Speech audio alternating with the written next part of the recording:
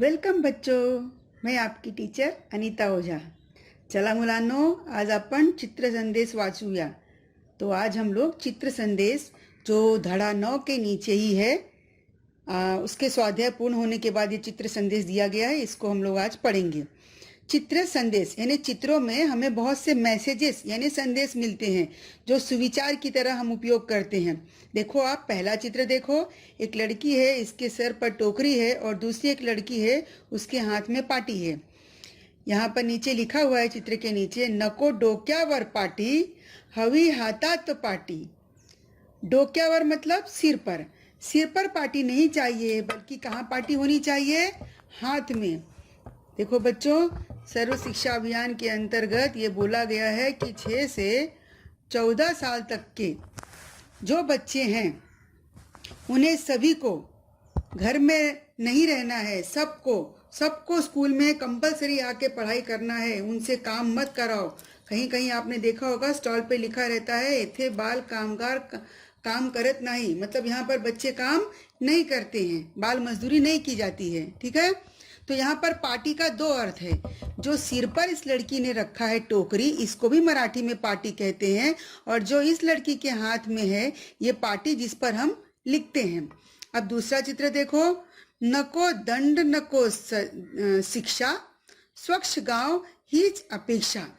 मतलब ये देखो, बच्चा क्या है, अपने हाथ में झाड़ू लेके झाड़ू लगा रहा है, अपने गांव के आसपास के परिसर की स्वच्छता कर रहा है। तो इसमें ये बोला गया, नको दंड नको शिक्षा, मतलब आपको कोई दंड या सजा नहीं मिलनी चाहिए ना। नको शिक्षा यानी वो भी सजा ही है। स्वच्छ गांव ही अपेक्षा, आप स्वयं अपने गांव को स्वच्छ रखो, यही सबकी अपेक्षा है। आपका परिसर स्वच्छ रहेगा तो आप स्वस्थ रहोगे।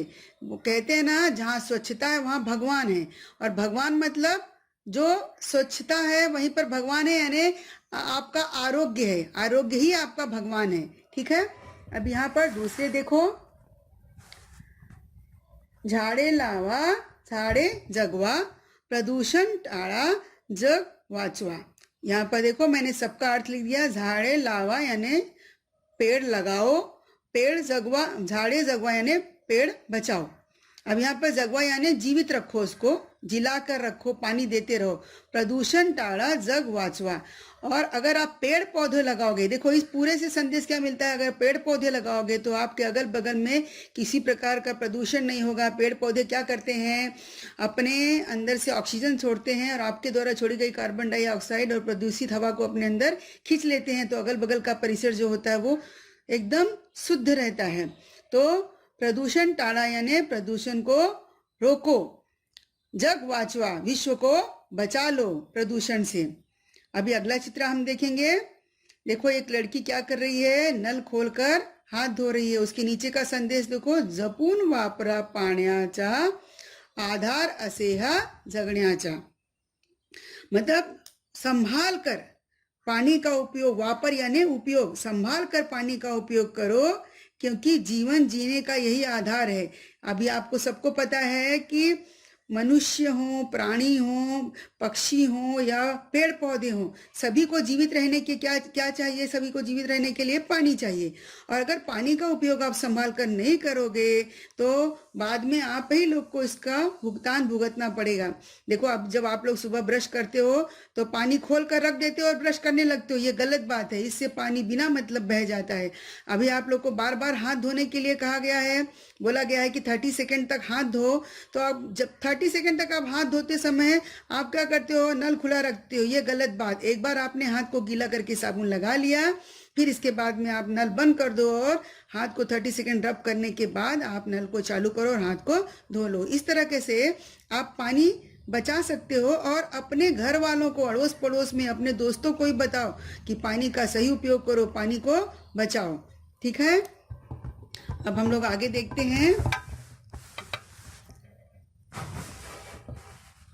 वाचा लक्षात ठेवा, मतलब पढ़ो और ध्यान में रखो।